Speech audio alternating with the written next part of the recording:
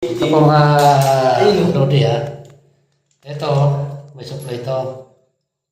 Ang problema lang dito ngayon, itong dalawa, yan, muna supply yan, tinama, atakin po, hinatak yan dyan. Ang karugtong yan, sa kabila yan o. Yan. Ganito rin yung karugtong yan. O, shout out sa electrician dito ha. Kita ko yan, sa kabila. Walang cut yan. O, yung kasama yan o, yan o. Solo. Solo rin yan. Loko. Ipin mo yan o. Ano ginawa niya? Kaya pala hindi tumunog yung tester eh. Walang supply eh. Wala Ay talaga. nako.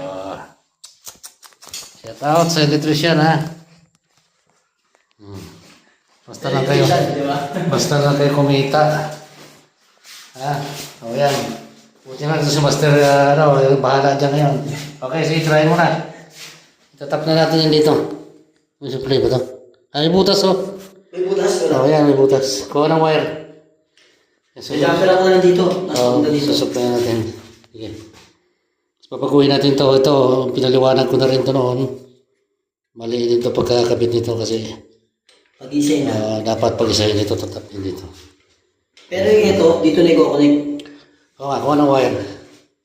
Ano natin? Ano yung number ng wire? 12. Yung dilaw? Hindi, 10 yun eh. Ano Hindi, pa? wala tayong dosi nun Hindi, eh. maraming 12 dyan. Magputol lang tayo. Mahabang wire dyan eh. Sige, sige. Update namin kayo.